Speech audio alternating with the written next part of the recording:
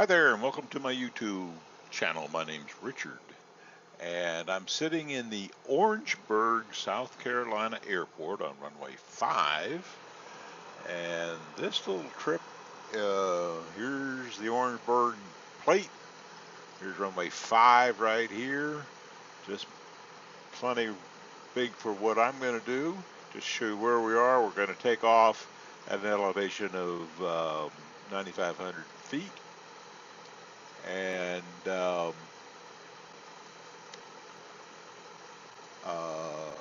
so we're going to take off from Orangeburg, Muni here on the low altitude chart.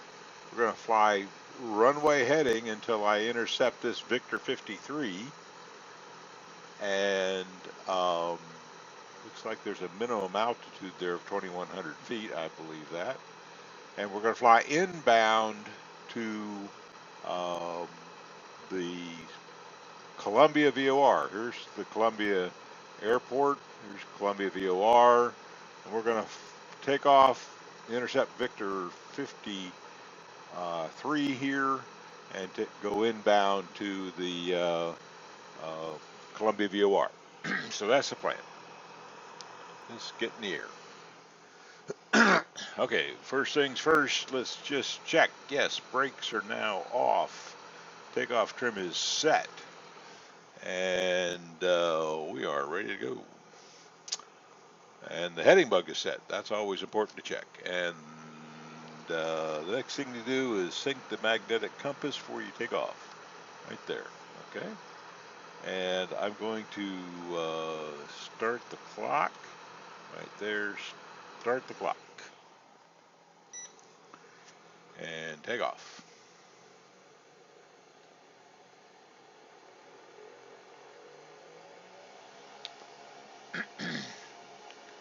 Okay, a little narrower runway than we had in Walterboro, but that's okay. We can handle this.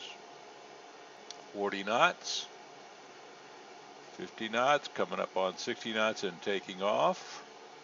Okay, keep the heading right there. Turn on the heading bug. Turn on the altitude hold.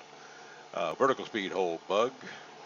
Go back in here, change the vertical speed. Let's change it up to about 1,000. Okay, airspeed is looking good above 80, climbing at 1,000 foot per minute. And because we're going west, I think the altitude I'll level off is 2,500 feet, even plus 500. And you can see that I've already preset the radial that I want to follow, okay, or the inbound course I want to follow. It's 320. The radial will be 140. So we're going to watch this radial count down to 140. Don't need that in the way. And we're at 1,200 feet, climbing to 2,500 feet. 25 miles from Columbia VOR.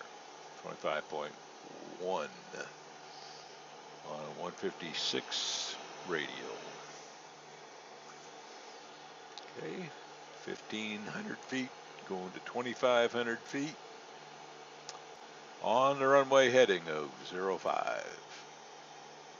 Okay, so this is all about how you use a VOR and a heading bug to find your way along. You can always use the map. I'll show you the map here. Okay, so let me zoom in on me. Okay, and right there is the Victor 53. But the map doesn't tell you, if you look over here, the map doesn't tell you the radial number. So the map's kind of useless. That's why you need a chart like this that tells you it's 140 to intercept. Okay. Okay, time to level off. Here we go. Leave a little bit of climb in. Climbing down to 0. Pulling the power back, I'm going to pull it back to about 2,300 feet, and we'll live with that. It'll be about 100 knots. And we're at radio 151. So being so close to the VOR, 24 miles, 24.3 miles from the VOR, I'm going to lead the turn when I see this pointer right here. Okay, let me pull that up a little closer. So when this pointer starts coming off the wall, we're 10 degrees off because each one of these is 2 degrees. So when this gets to less than 2 degrees here, and you can see it moving now, and being close to the VOR, it's going to move pretty close, pretty quickly, I mean. So I'm going to watch this for when I turn, and I'm going to move the heading bug 90 degrees to 320. Now a 90-degree turn at a 15-degree bank angle at 100 miles an hour is going to be a little slow.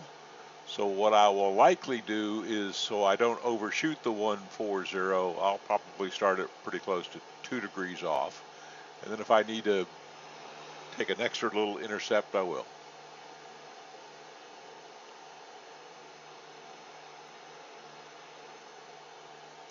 If you file a VFR flight plan, somebody might be watching you.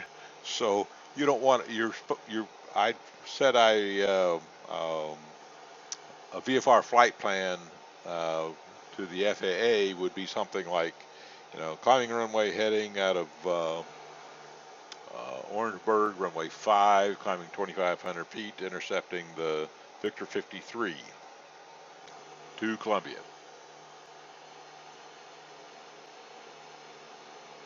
And we'll see how well that works. Airspeed's a little high, going to pull it back to 2,300. There's my little buzzer on my desk. Time to hit the D key. It jumped a little bit. Stop, clock, reset, start clock. Okay. Okay, looking almost time to turn here. Airspeed, I want it to be maybe 2250 or 23. Yeah, let's turn. Okay, turning 90 degrees to 320. Okay, and I'll bring this up real quick and find exactly 320 there and come back to this view. So we're already at 140. 139. Man, I didn't start soon enough, did I? Well, tell you what, we're going to take at least a 5 or maybe 10-degree intercept back to 140.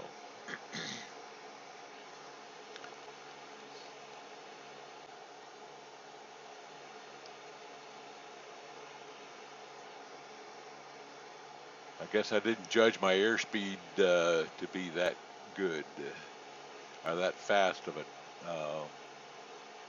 or slow turn. I thought it would turn faster, but that's okay. So I've got a heading correction in of about, from 3.2, I got about a 20-degree heading correction in, and we'll get over there pretty quick. There's 140 coming back, a heading of 320.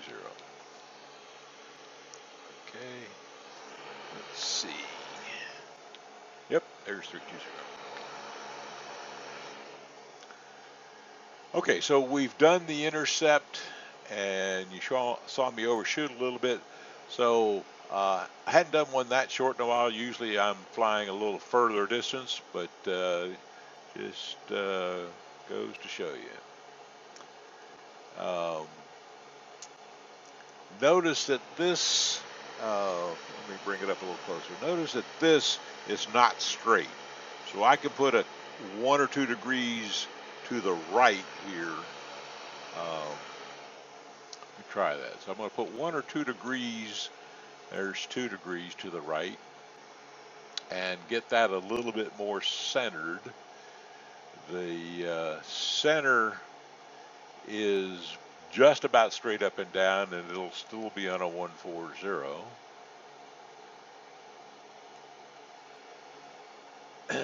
19 miles out, the radials start getting really, really close.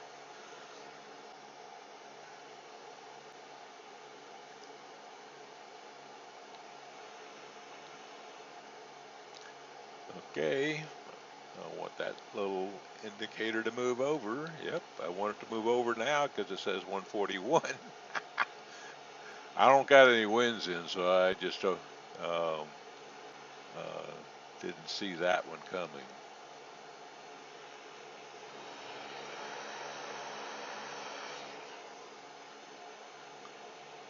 So this is what you do when you flying a VFR, VOR with a heading bug. You adjust everything and get it back. So we're at 140 again. I'm going to leave a little bit of a correction in here. So I'll put a correction in of about, that would be 5 degrees, 6, 7 degrees, and we'll see how that looks. Because it's not straight yet, it may be drifting a bit more. 17 miles out, it's not going to drift too much, but I can still put in 2 more degrees to the right and get that thing to center. Less than 10 miles from the VOR, I start worrying how close the radials are. So 140 is fine here. I'm going to go ahead and go back, correct back to maybe 140, 320, 325, thereabouts.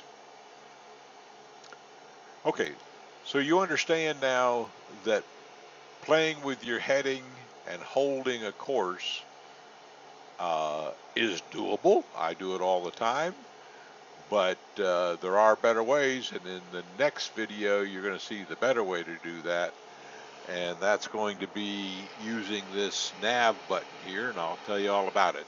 It has its own quirks and stuff, but we'll see. So thank you for watching this video, and stay tuned for the next video where I will explain the nav button.